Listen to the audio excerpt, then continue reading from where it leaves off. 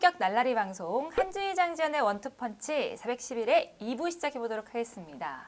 자, 오늘은 주제를 말하기 전에 선물이 있어요. 이벤트가 있습니다. 진짜 이런 게 있나요? 제 앞에 지금 모자도 있고 오. 보이세요 여러분들? 요 뒤에 이렇게 어떤 뭔가가 있습니다. 이 선물들이 과연 뭐냐면 라리아 굿즈입니다. 굿즈. 좀 위원님들 탐나세요? 어떠세요? 탐나죠? 그쵸? 네. 근데 위원님들도 그냥 드릴 수는 없어요. 어떻게 드리냐? 위원님들도 가지고 싶으시면 네. 카카오 채널 구독자가 돼야 합니다. 카카오 플러스 친구로 저희가 많이 소통을 했잖아요. 거기에 친구라고 부르던 분을 이번에 카카오 채널이라고 명을 좀 바꿨대요. 아, 그랬어요? 언제요? 그래서 우리 이제 친구가 아니라 구독자 여러분인 거예요. 아, 여러분들이. 카카오 TV에 있는 거기가 채널이 아니고? 네, 카카오 TV에 있는 채널이 아니고 옛날에 카카오 플러스 친구라고 했던 분들이 이제 카카오 채널 구독자가 되신 겁니다. 카카오 채널 구독자분들에게 저희가 10명을 선정을 해서 이 굿즈를 랜덤 박스에 담아서 보내는데 근데 아직 구독자가 아니신 분들도 있으실 거 아니에요. 그럼 난 빨리 구독을 해야겠다. 이걸 받고 싶으니까 언제까지 구독을 받냐? 바로 마감일은 라리가 재개 날 금요일 11시 59분까지 저희가 받아서 그때가 마감이에요? 이게 지금 월요일 방송이니까 며칠 안 남았네요. 네, 며칠 안 남았어요. 그러니까 여러분들 빨리빨리 구독을 하시면 저희가 또 선물을 드릴 수 있는 기회가 있으니까요. 한번 두근두근 하면서 기다려 보시길 바라겠습니다. 저는 엽서 보내면 뭐 선물 주고 그런 세대라 가지고 이제 좀 이해가 되셨나요? 이해돼요. 빨리 저 뭐 신청해야 이해는 되겠고. 얼추 되는데 뭐 제가 실해 가지는 않을 것 같긴 한데. 아니 근데 장 의원님은 쓰셨거든요. 예, 카카오 한번 채널. 적었어 막. 네, 랜덤 박스. 저는 다 랜덤. 적어요. 얘기하는 거. 네, 그러니까요. 이번 기회 꼭 놓치지 마시길 바라겠고요. 자, 이제 실제 우리가 다룰 주제를 들어가 보도록 하겠습니다. 요 굿즈에서도 어느 정도 나왔는데 라리가가 다시 재개한다고 합니다. 축하합니다, 위원님. 네. 아 근데 사실 그랬어요. 팬 여러분들이 이렇게 위원님들의 목소리를 원투펀치에서 보는 게 아니고 중계를 통해서 좀 듣고 싶어요. 이런 니즈가 굉장히 많았거든요. 근데 이제는 들을 수 있게 되지 않았습니까? 네. 얼마나 좋은 일입니까? 그러니까 현지 시각으로 이제 6월 11일에 라리가가 먼저 재개가 되고 네. 분데스리가는 뭐 이미 하고 있습니다만 그리고 프리미어리그도 이제 곧 돌아오면 굉장히 많은 경기 수가 이제 한꺼번에 쏟아지게 될 겁니다. 네. 7일. 6월 17일 예. 그리고 세리에아가 6월 20일 네. 이런 식으로 다 지금 예정이 돼 있죠. 먼저 라리가 얘기를 해보면 지금 6월 10일 금요일 세비야와 레알 베티스전을 시작으로 재개가 되는데 네, 앞으로 지금 총 11라운드가 남았거든요. 그러니까 어떻게 보면 총 110경기가 남은 거죠. 네, 그러니까 EPL보다는 지금 라리가가 남은 경기 수 자체가 많고요. 네. 그래서 11라운드 정도면 사실 지금 치열한 순위권 경쟁이 많잖아요. 우승권, 뭐 4위권, 강등권 굉장히 치열한데 그러한 경쟁 구도가 얼마든지 뭐 아주 크게 요동치고 왔다 갔다 할 수 있는 그런 정도의 경기 수가 남아 있고 지금 일정은 이게 지금 빡빡하더라고요. 재개해서 하다 보니까 네. 현지 시각으로 6월 11일부터 7월 12일까지 매일 경기를 합니다. 그러니까요. 이게 이제 32일간의 이제 아주 열띤 전쟁이 되는데 모든 팀이 매일 하느냐 그게 아니라 이제 중간에 휴식일은 있어야 되잖아요. 그러니까 팀별 휴식일은 72시간 내지 96시간은 주어져요. 그러니까 이게 매일이라는 게 무슨 얘기냐면 어떤 날은 한 경기, 어떤 날은 두 경기, 어떤 날은 세 경기, 네 경기 하는 날도 있고 뭐 그런 식으로 해서 그 대신 빠지는 날 없이 7월 12일까지 매일 경기가 돌아가요. 네. 그러니까 팀별로는 약간씩 차이가 그때그때 생기겠지만 3일이나 4일 정도의 간격은 이제 생기는 거고요. 네. 그리고 이게 그러면 끝이냐? 끝이 아니라 7월 12일까지 마감되는 거는 36라운드까지입니다. 그리고 37라운드, 38라운드는 라리가가 7월 15일에 네. 37라운드. 어. 그리고 또 나흘 쉬고 7월 19일에 38라운드. 그래서 7월 12일까지는 매일같이 36라운드까지를 다 소화하게 돼 있고요. 그리고 며칠에 이제 텀을 두고서 7월 15일과 19일에 37, 38라운드. 요거는 순위가 얽혀 있는 팀들 경기는 다 동시에 열릴 겁니다. 그런 식으로 돼서 결국은 39일간의 전쟁. 6월 11일부터 7월 19일까지 39일 동안 말씀하신 110경기가 이제 끝나는 네, 거죠. 진짜 전쟁이라고 보면 딱 맞을 것 같은데. 우리나라 유럽 축구 팬들도 전쟁이죠. 엄청 힘들 거예요. 계속 봐야 되니까. 그것도 7월 되면 날씨도 낮엔 더우니까 네. 밤에 주로 하려고 그래서 늦은 새벽 시간에 이제 그렇죠. 많이 편성이 되면 그거를 이제 매일 경기를 보려고 하는 팬들은 상당히 힘들겠죠. 그래서 축구 팬들도 이제 긴장을 해야 될 것 네. 같습니다. 그래서 선수들도 팬 여러분들도 굉장히 박 터지는 싸움이 되기 때문에 어떻게 보면 컨디션 관리도 잘해야 되지만 그만큼 즐거울 것으로 예상되는 그런 라리가 전쟁이 시작되지 않을까 싶습니다. 피로도는 장난이 아닐 것 같은데요. 네. 그러니까요.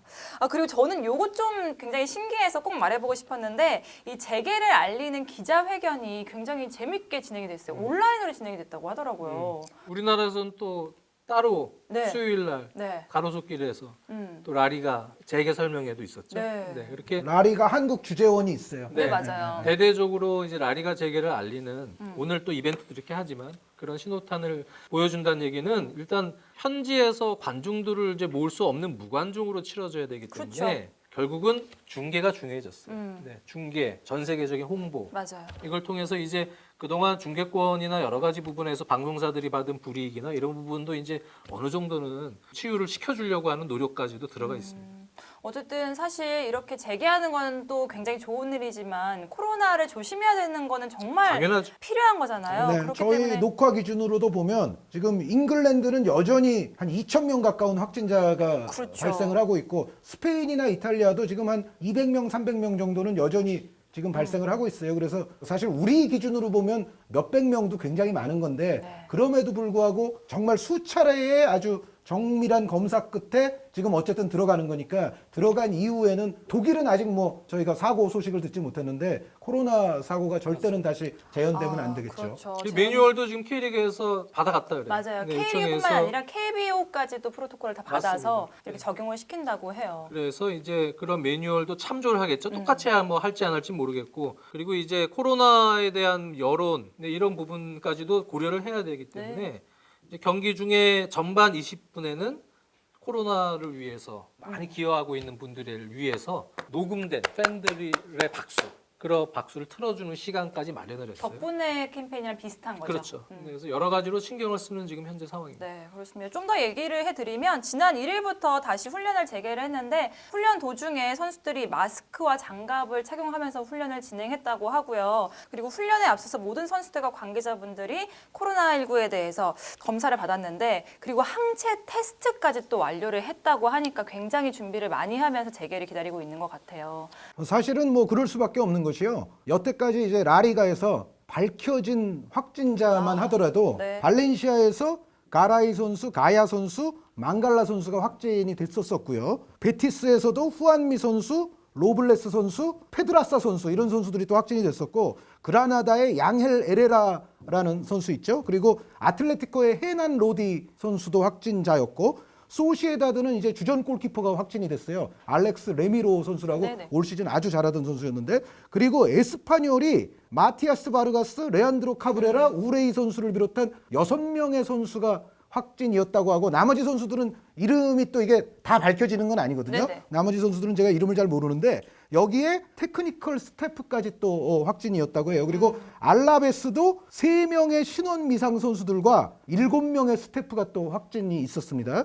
레가네스는 좀 구단의 높은 간부가 확진이 됐어요. 제네럴 디렉터인 오르테가 마르틴이라는 분이 또 확진이 됐었고 바르셀로나가 이제 가장 최근에 보도가 나왔는데 바르셀로나도 5명의 신원 미상 선수의 확진이 있었다. 네. 그런데 이게 이제 발표가 되지 않았었던 네. 것뿐이다. 뭐 이제 그런 얘기가 이제 최근에 나왔고 또 바르셀로나 5명의 선수들 이외에 2명의 스태프도 있었지 않느냐. 뭐 이런 얘기가 약간 뒤늦게 지금 또 나온 게 있어요. 그래서 라리가 선수 스태프 쪽에서도 확진자가 적지는 않았습니다. 예. 그러면 이 재개를 하면 지금 현황이 라리가의 순위 경쟁이 어떻게 되는지를 짚어봐야 되잖아요. 그래서 먼저 우리가 우승 경쟁부터 한번 짚어보도록 하겠습니다. 바르셀로나와 레알 마드리드. 지금 현재 상황이 어떻게 돼요? 바르셀로나가 승점 58점, 레알 마드리드가 56점, 2점 차예요. 네. 큰 구도에서는 지금 라리가는 두 팀의 선두 다툼 구도로 봐야 되겠고 챔피언스리그 티켓이 세비야가 47점, 헤타페 46점, 소시에다드 46점, 아틀레티코 마드리드가 45점, 발렌시아가 42점. 이런 팀들이 또 챔피언스리그 티켓을 놓고 네. 남은 이제 11라운드죠. 현재 이제 팀당 27경기씩만 치렀기 때문에 네. 상당히 치열한 싸움이 될 것 같은데 선두 싸움에 있어서의 지금 외관적인 변수는 일단 레알 마드리드가 잔여 경기, 홈 경기를 산티아고 베르나베우에서 치르지를 못합니다. 좌석 증축도 하고 뭐 이러한 공사를 지금 하는 단계이기 때문에 유소년 팀이 쓰는 알프레도 디 스테파노 구장 거기는 이제 한 6,000석 수용 규모의 작은 구장인데요. 구장 이름이 너무 멋있지 않아요? 알프레도 디 스테파노 스테디엄. 어우. 그 구장에서 치러야 되는 변수가 있어요. 네. 무관중이죠, 역시. 네. 그러한 변수가 있는 상황이고 또 하나는 역시 이제 상당히 빡빡한 일정을 72시간 쉬는 조건으로 쭉 치러야 되기 때문에 그런 상황입니다. 그 상황에서 이제 5명 교체가 이제 허용이 됐어요. 물론 교체 횟수는 3번입니다. 네, 한꺼번에 2명 교체하거나 한꺼번에 여러 숫자를 교체하는 그런 상황이 될 수가 있겠죠. 근데 이제 이것이 이제 어떤 식으로 작용이 될 것인가. 거기에는 이제 1차적으로는 코로나19 기간이 어떻게 보면은 여름 휴식기랑 비슷하게 자가격리를 하는 건 아니지만 집에서 개인 훈련을 어떻게 했는지 몸 관리를 어떻게 했는지가 선수들마다 다 다를 겁니다. 아무리 저 코칭 대표들이 체킹을 한다 해도 자발적으로 하는 선수들도 있을 것이고 그렇죠. 그렇지 못하게 몸 관리가 잘 안 돼 있는 선수들도 있기 때문에 그러한 차이들이 팀마다 나타날 수가 있고 거기에는 이제 핵심 선수들이 영향이 있으면 그런 부분들이 이제 나타날 우려가 있고 교체가 많은 상황이기 때문에 오히려 뭐 지금 챔스 경쟁 펼쳐야 되는 팀들 중에 여러 팀들의 유형들이 다 조금씩 색깔들이 다르지만 뭐 헤타페처럼 압박이 아주 강렬한 팀들, 기동력이 많이 필요한 팀들이 선수 교체가 많아지면 이게 유리할지 불리할지 모르겠지만 조금 더 힘을 그냥 90분까지 끌고 갈 수도 있는 그런 작용이 뭐 될 수도 있고 또 젊은 선수들이 또 많은 소시에다드나 이런 팀들 또 체력적으로 또 유리한 부분이 있을 수도 있고 여러모로 변수들이 좀 작용할 수 있는 부분이 있다는 얘기죠. 그런 상황에서 선두 다툼과 챔피언스리그 경쟁 또 강등권 경쟁까지 상당히 이제 치열하게 펼쳐질 것 같고요. 또 역시 강등권은 우리 기성용 선수의 마요르카가 지금 강등권에 있거든요. 그렇죠. 거기도 바이아돌리드가 29점, 에이바르가 27점, 셀타비고가 26점. 그리고 강등권의 마요르카가 25점, 레가네스 23점, 에스파뇰 20점입니다. 이 강등권끼리의 싸움 역시 여러모로 변수들이 많이 나올 거고 거기에서 어린 선수들이 빡빡한 일정에서 로테이션이 조금 되는 횟수도 많아지고 그 과정에서의 또 전력 누수는 어느 팀이 있고 어느 팀이 또 플러스 효과가 있을지에 대한 변수도 많이 이제 작용이 될 것 같습니다. 스쿼드 뎁스도 굉장히 중요할 것 뎁스 같다 중요하죠. 보여지네요. 오. 매우 중요합니다. 정순주 아나운서가 방금 말씀하신 스쿼드의 뎁스. 최근에 그 라리가 세계적으로 꽤 유명한 칼럼니스트가 쓴 칼럼 제목이 그 스쿼드 뎁스예요. 스쿼드의 뎁스 때문에 지금 상당수 평론가들이 현재 2점을 바르셀로나가 앞서고 있지만 레알 마드리드가 유리한 싸움이 될 것이라고 보는 사람들이 비율적으로 더 많아요. 오, 그래요? 그리고 저도 한 표까지는 아니더라도 한 0.7표는 던지고 싶어요. 그게 왜 그러냐면은 레알 마드리드가 올 시즌은 아예 뛰지 못할 거라고 생각됐던 마르코 아센시오 선수도 복귀를 했어요. 아자르도 돌아오고. 네, 아자르 선수는 이제 끝 마무리 때쯤 복귀해서 조금 뛸 것 같다는 생각이었는데 11경기를 다 뛰게 됐단 네. 말이죠, 아자르 선수가. 그러니까 아자르와 마르코 아센시오가 복귀가 됐고 여기에 이제 5명 교체 제도 이외에 또 하나 바뀐 게 종전에는 라리가 경기 보면은 벤치에 11명 말고 7명 있었거든요. 이제는 이 그 벤치 인원도 벤치 인원이 훨씬 늘어서 전체 매치 스쿼드가 23명이 됐어요. 네. 예전에는 18명이었는데 이게 교체도 많이 하니만큼 전체 스쿼드 인원도 23으로 늘어났어요. 그런데 이제 그렇게 되면 레알 마드리드 같은 팀은 여태까지는 좀 출전 시간이 조금 적었던 루카스 바스케스라든가 나초라든가 심지어 마리아노 디아스 같은 선수들도 이제 다 들어와서 대기를 할 수 있고 그리고 여태까지 조금 뭔가 팀과 좀 잘 이렇게 굴러가지 못했던 가렛 베일 선수라든가 네. 하메스 같은 선수들까지도 다 이제 벤치에서 대기를 하면서 보다 이제 경쟁 체제를 더 높일 수 있고 전체적으로 레알 마드리드는 특히 이제 아자르 선수 복귀는 아주 중요한 복귀 중에 하나라고 보여지고 전체적인 어떤 스쿼드의 깊이로 봤을 때는 레알 마드리드가 바르셀로나보다는 23명의 5명 교체 하에서는 쓸 수 있는 선수들, 가용할 수 있는 자원들 그리고 뭔가 변화를 줄 수 있는 카드들이 레알이 좀 더 풍부하고 여기에 이제 아까도 말씀드렸지만은 72시간 내지 96시간 간격으로 계속해서 경기해야 되잖아요. 그런 상황으로 보더라도 뭔가 이거는 레알에게 조금 더 유리한 판이다. 왜 그러냐면 바르셀로나는 기본적으로 항상 하는 얘기지만 30줄에 접어든 선수들이 지금 그렇죠. 굉장히 많거든요. 메시, 수아레스, 피케, 부스케스, 알바, 라키티치, 비달 선수까지 다 30대예요. 여기에 이제 바르셀로나는 여전히 우스만 덴벨레 선수는 초반부터는 볼 수 없을 것 같고요. 사무엘 움티티 선수 역시도 지금 재개됐을 때부터 보기는 어려울 것 같아요. 지금 부상이기 때문에. 그래서 그리고 바르셀로나는 가뜩이나 조금 이제 노장들도 많고 약간 얇은 스쿼드인데 또 겨울 이적 시장에 임대를 다른 팀으로 보내놨던 선수들이 적지가 않아요. 그렇죠. 그러니까 카를레스 알레냐라든가 비롯해서 알레냐. 쿠티뉴 포함해서 카를레스 페레스라든가 여기에 토디보 선수라든가 와기에 선수, 무사 와기에 선수까지도 그래서 사실 바르셀로나가 지금 같은 또 일정을 생각했으면은 사실은 스쿼드를 좀 임대를 과하게 보내면서 너무 얇게 만들어 놓은 경향이 없잖아 있거든요. 여기에 이제 바르셀로나의 또 문제가 뭐냐면 지금 현재 이제 이적 시장이 올 시즌은 코로나 사태 영향으로 인해서 좀 빨리 열릴 가능성이 있는데 어쨌든 이적 시장에서 이미 지금 다른 팀들이 뭐 데려간다 뭐 여러 가지 얘기가 나오고 있는 선수들이 좀 숫자가 많아요. 그게 그런 선수들이 지금 라키티치, 비달, 아르투르, 세메두, 주니어 피르포 선수까지 이런 선수들이 최근에는 세르지 로베르토 선수에 대한 또 다른 리그에서의 또 어떤 러브콜 이런 기사도 있었고 전체적으로 바르셀로나 선수들이 지금 계속 뛸 것이냐 아니면 다른 데로 옮길 것이냐에 있어서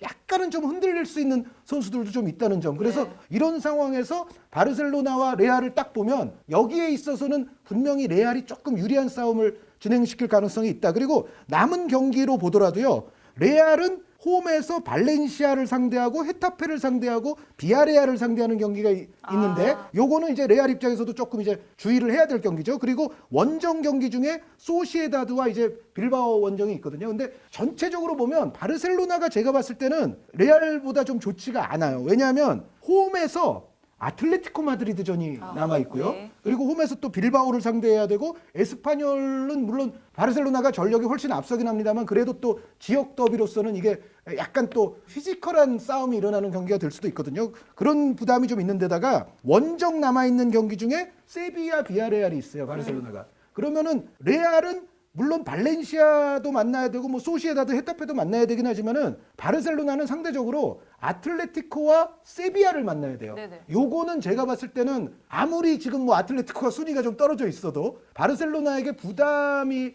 가는 상대임에 틀림이 없고 세비야도 사실은 또 바르셀로나 입장에서는 경시하기 어렵고 레알도 좋은 팀들과의 경기가 있지만 전체적인 뭔가 승점을 드랍할 수 있는 확률이 바르셀로나 쪽에 오히려 좀 위험성이 더 있지 않나 그런 생각이 약간 들기 때문에 전체적인 앞으로의 일정상 그리고 팀의 어떤 스쿼드 구성의 사정상의 어떤 비추어 보면 레알이 바르셀로나보다 오히려 약간 유리할 수 있다. 네. 지금 제도에서는. 거기다가 또 이렇게 입수한 정보로는 메시가 지금 훈련에서 우측 다리에 통증을 느껴서 마요르카전 출전이 불투명하다고 했는데 이게 또 일정이 계속되다 보면 이런 조금 작은 통증이 굉장히 위험할 수 있잖아요. 계속적으로. 그렇죠. 그러니까 이제 아무래도 30줄에 접어든 선수가 바르셀로나에 워낙 많고 나이가 좀 있는 선수들은 휴식기 이후에 다시 몸을 끌어올리는데 그러니까요. 젊은 선수들보다는 좀 시간이 약간 더 필요합니다.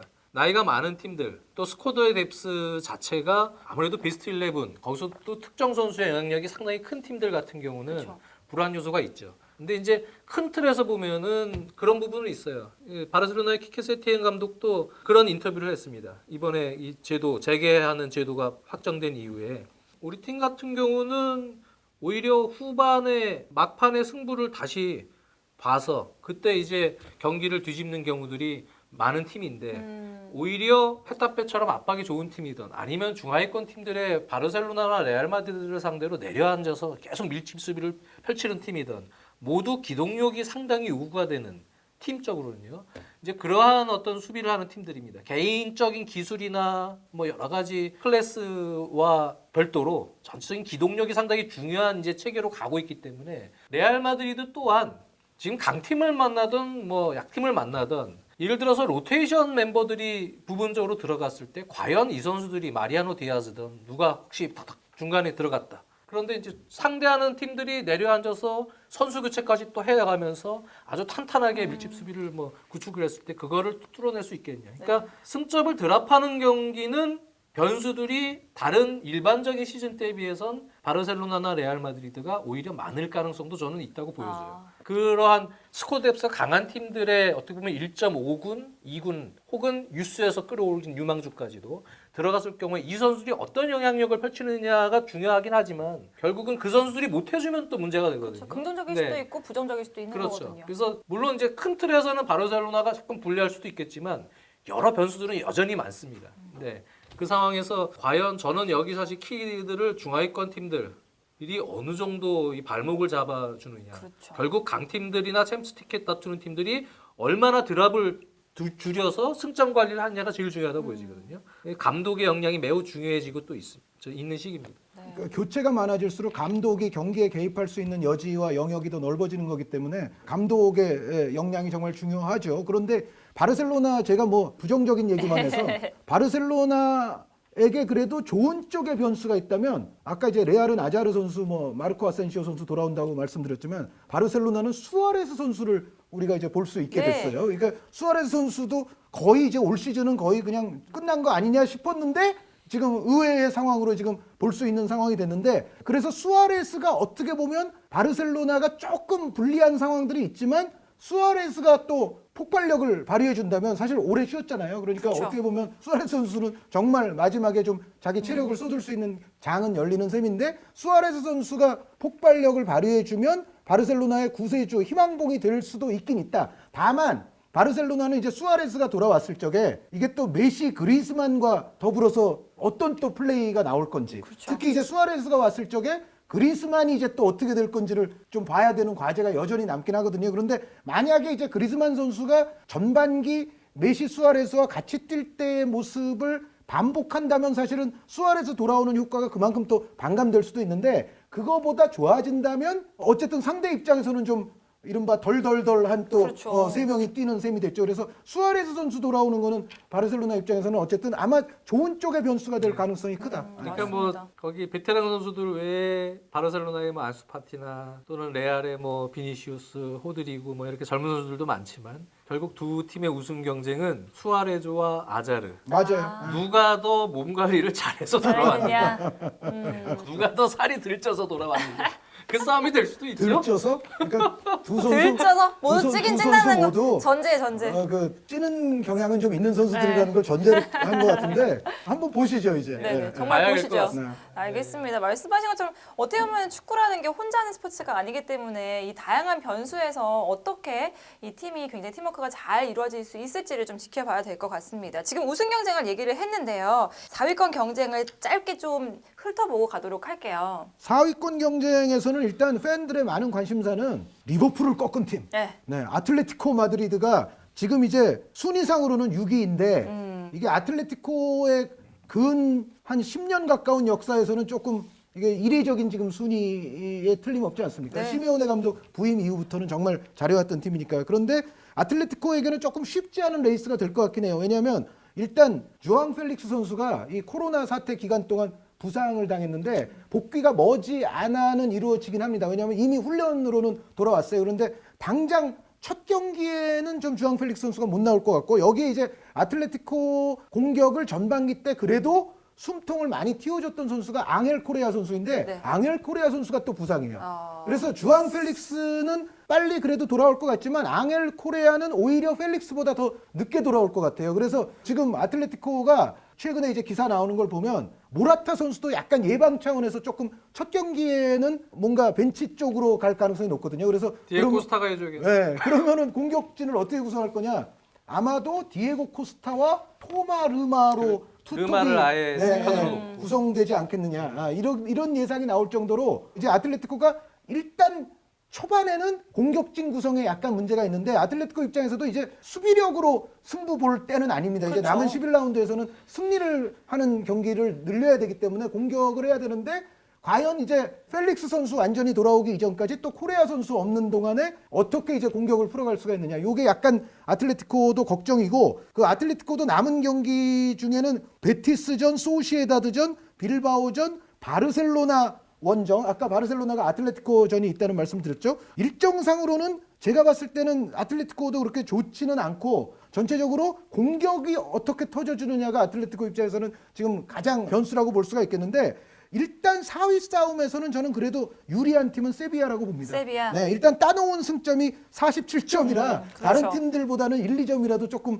많은 데다가 세비야도 베티스, 바르셀로나, 발렌시아, 비아레알, 빌바오, 소시에다드전이 남아있기는 해요. 그런데 전체적으로 보면 세비야가 예전에 화끈함은 좀 없어졌지만 올 시즌에는 그래도 안정적인 경기 속에서 뭔가 상대보다 한 골이라도 더 넣는 그런 식의 운영으로 지금 승점을 여태까지 모아오고 있거든요. 그래서 전체적으로 보면은 남은 경기는 세비야도 어렵긴 어려워요. 네네. 세비야도 지금 바르셀로나전이 또 남아있기 때문에 어렵긴 어려운데 그래도 지금 앞서 있는 2점이 뭔가 말을 할 가능성이 있다. 그런데 이제 결국 이 스페인 리그에서의 변수는 헤타페와 소시에다드가 사실 전반기에 박수, 칭찬으로 하자면 양대 칭찬받을 클럽이라고 볼 수가 있거든요. 칭찬 클럽. 네, 칭찬 클럽이죠. 그런데 헤타페와 소시에다드가 지금 코로나 사태 때문에 사실은 이게 새로운 시즌 시작하는 지금 것처럼 그렇죠. 되는데 과연 전반기 때 그 자신들의 강점을 그대로 발현할 수가 있겠느냐가 상당히 큰 변수입니다. 소시에다드는 이제 젊은 선수들의 어떤 특히 아주 세밀하고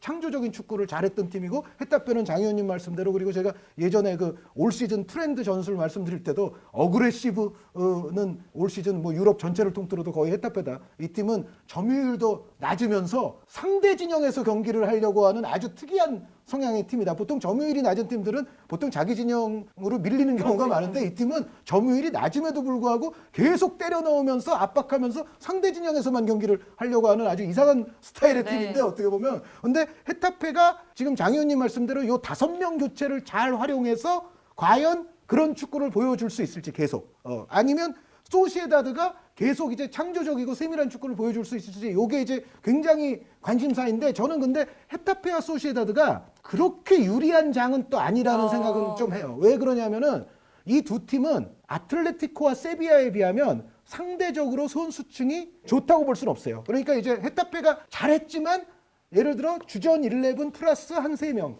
요 정도가 헤타페가 이제 믿을 수 있는 선수진이고 소시에다드도 사실은 후보 선수들까지 망라했을 적에 보면은 아틀레티코와 세비야보다는 약간 좀 후보 선수의 두께는 조금 부족하다는 느낌이거든요. 그래서 3일 간격으로 이어지는 이 레이스에서 과연 헤타페 소시에다드가 끝까지 자신들의 축구를 할수 있을 지속적으로 것인지. 추구할 수 있을지는 좀 두고 봐야 되고 발렌시아는 우리가 이강인 선수 때문에 일단 뭐 많은 관심을 갖는데 어쨌든 이강인 선수도 이 코로나 사태로 인해서 부상 복귀가 된 거는 상당히 좋은 그렇죠. 일이죠. 그리고 발렌시아 입장에서 중요한 거 하나는 발렌시아의 유일한 정통 9번이라고 할 수 있는 막시 고메스 선수가 사실 요 선수가 수술도 했기 때문에 못 뛸 것 같았어요. 거의 올 시즌은 거의 끝난 것 같았는데 막시 고메스 선수도 발렌시아가 돌아오죠. 활용할 수가 있을 겁니다. 그래서 전체적으로는 저는 발렌시아는 나쁘지 않고 남아있는 경기를 보시면은 빌바오전이 있고 원정 경기에서 레알, 비아레알, 세비야전이 있거든요. 그 발렌시아와 레알 마드리드의 경기가 이제 곧 다가오는데 저는 발렌시아가 요 레알 마드리드전에서만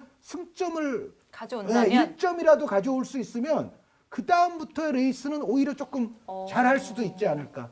막시 고메스 선수, 이강인 선수도 다 돌아왔고 네네. 그런 생각을 합니다. 알겠습니다. 한 의원님이 챔스티켓 경쟁에 대해서 얘기를 해주셨는데 장 의원님께 여쭤보고 싶은 거는 이강인 그리고 기성용 선수를 볼 수가 있잖아요. 네. 과연 이 둘이 얼마나 좀 많이 얼굴을 비칠 것인지 굉장히 궁금해하는 팬들이 많아요. 일단 현재 정황을 보면은 기회를 이전보다는 많이 받을 가능성이 있죠. 네. 이강인 선수는 갑자기 몸이 막 이렇게 됐더라고요. 그동안 이제 몸싸움이 좀 약했기 때문에 네. 부족했던 근력을 좀 만들려는 노력을 이 기간에 이강인 선수가 했고요. 그리고 한 의원님이 말씀해 주셨다시피 발렌시아가 지금 4위 경쟁하는 다른 팀들 헤타페나 소시에다드에 비해서는 그래도 스쿼드의 깊이가 조금은 더 두껍습니다. 네네. 네, 그런 상황에서 이제 이강인 선수가 그 짧은 기간의 일정 중에서 노련한 뭐 파레오 같은 선수나 중앙 미드필더 콘도그비아나 이런 중심 체계가 있지만 이강인 선수가 측면에 뭐 젊은 페란 토레스나 솔레르나 뭐 여러 자원들 하에서 부분적인 로테이션 자원으로 아마 3경기 중에 1.5 정도는 투입될 수 있는 충분한 현재 몸 상태라고 저는 보여지기 때문에 네. 그런 빡빡한 일정에서 이강인 선수의 롤은 생각보다는 그래도 꽤 비중 있게 들어갈 가능성이 있다. 거기다가 지금 굉장히 러브콜도 좀 많이 받고 있는 와중이니까 그렇죠. 더 그리고 쓰고 싶은 생각이 나지 않을까요? 아마 지금 훈련 과정 중에 모르겠습니다. 셀레넥스 감독이 볼 때 네. 이강인 선수 부족했던 부분들 스스로 노력한 것이 외형적으로 지금 나타나고 있고 그게 아마 경기력 향상으로 지금 선수끼리 팀 훈련은 이제 막 시작을 이제 해야 되는 단계예요. 그러니까 사실 훈련을 많이 못 하고 다시 또 들어가는 상황이지만 일단 개인의 몸 상태가 지금 시점에서 매우 중요합니다. 네. 선수들이 다 일정하지 않은 몸 상태이기 때문에 그런 상황에서는 이강인 선수가 좋은 지금 폼만 유지를 하고 있다면 분명히 중용받을 가능성은 있다. 이강인 선수에게 기대를 좀 걸고 있는 상황이고 그리고 이제 지금 마요르카는 강등권에서 탈출을 해야 되는데 지금 마요르카란 팀 자체가 예전에도 한번 말씀드렸 기회가 있었던 것 같긴 하지만 지금 허리 라인에 홀딩 미드필더인 이드리스 바바 선수가 있고요. 베테랑 노장인 살바세비아 선수가 있습니다. 네, 살바세비아 선수는 조금 공격적으로 중앙 미드필더를 또 맡을 수 있는 선수인데 그리고 뭐 일본 선수인 구보 같이 윙포워드로 활용되는 선수가 있는 그리고 다니 로드리게스 선수가 예, 또 중앙 다니 미드필더가 로드리게스가 있죠. 또 네. 측면과 중앙으로 넘나드는 그러한 공격적인 롤까지도 수행하는 그런 이제 라인인데요. 근데 전체적으로 지금 마요르카는 두 가지가 있어요. 그러니까 하나는 살바세비아가 아무래도 지금 같은 짧은 일정에서는 나이도 많고 네. 풀로 쫙 투입하기에는 조금 부담이 있는 그런 상황에서 기성용 선수가 로테이션으로 들어갈 수 있는 지금 네. 여지는 충분히 많고요. 그리고 이제 마요르카처럼 이제 강등에서 승부를 봐야 되는 경기들이 특히 막판에는 많이 생길 수가 있기 때문에 그때는 바바 같은 홀딩 미드필더 유형도 있지만 기성용 같은 선수를 넣어서 조금 더 공격적으로 중앙 미드필더 구성을 할 수가 있기 때문에 여러모로 감독의 선택에 있어서 기성용 선수는 여러 옵션에서 지금 선택의 폭을 넓혀가는 데 중요한 자원입니다. 네네. 네, 그래서 현재 팀 처한 상황이나 정황을 볼 때 이강인과 기성용은 여전히 활용 기회가 조금 늘어날 가능성이 높다. 네. 다만 이제 아마 국내 시청자 여러분들께는 좋을지 모르겠는데 마요르카 클럽 입장에서는 좀 안 좋은 얘기를 한 줄만 추가하자면 뭐요? 강등권 경쟁 6팀을 이제 대표적으로 장현님이 읊어주셨잖아요. 그 마요르카, 레가네스, 에스파뇰의 그 위에 있는 팀들인 셀타, 에이바르, 바야돌리드까지. 근데 이 6팀을 통틀어서 특히 21세기 들어 전통의 라리가 4강과 경기가 다 남아있는 유일한 팀이 마요르카입니다. 마요르카예요. 그 얘기는 뭐냐면 네. 바르셀로나, 레알 마드리드, 아틀레티코, 세비야까지. 다른 팀들은 이 중에 한둘이라도 빠지는데 그러니까요. 마요르카는 이 네 팀과의 경기가 다 있어요. 근데 이거는 다 또 중계가 될 거 아닙니까? 그래서 스포티비가 활용하고 있죠. 어떻게 보면 기성용 선수의 남은 경기들 가운데에서는 레알전, 바르셀로나전, 세비야전, 아틀레티코전이 이제 기다리고 있다. 그거는 이제 그 자체는 뭐 볼거리는 제공이 되는데 마요르카 입장에서는 가장 괴로운 일정표가 지금 그렇죠. 남아있는 팀이 사실은 마요르카입니다. 근데 기성용 선수가 잘해줘야 되는 또 이유가 단기 계약을 하고 있기 때문에 본인도 다시 뭐 다른 계약을 잘 하기 위해서는 본인 스스로도 역량을 보여줘야 되기 때문에 굉장히 중요한 시기라고 할 수 원래 있겠어요. 4개월이었죠. 4개월이었기 때문에 딱 되게 되죠. 원래는 끝나는 거죠. 네. 끝나는 건데 이제 지금 시즌을 끝낸 다음에 처리를 해야 되는 상황이 됐기 때문에 기성용 선수는 마무리를 잘해야 네. 남은 시기에 계속 지금 마요르카에서 뛸지 아니면 또 새로운 개척을 또 할 수 있는 여지를 만들지 그 부분이 이제 지금 남은 11라운드에 결정이 될 수 있을 것 같아요. 네, 알겠습니다. 자, 이렇게 라리가가 제기된 시점에서 한번 라리가를 짚어봤습니다. 지금 우승 경쟁팀의 승점 차가 단 2점 차고요. 그리고 3위부터 7위까지 챔스 다를 팀들의 승점 차는 5점 차밖에 나지 않고 있습니다. 거기다 강등 경쟁까지 정말 치열한 승부가 펼쳐질 것 같은데 과연 어떻게 될지 그리고 기성용 그리고 이강인 선수까지 응원해 보시길 바라면서 여러분들 라리가 즐겨보시기를 바랄게요. 네, 인사드리도록 하겠습니다. 정순주가 10회 연속 올킬하는 그날까지 한주희 장지연의 원투펀치는 계속됩니다. 안녕히 계세요.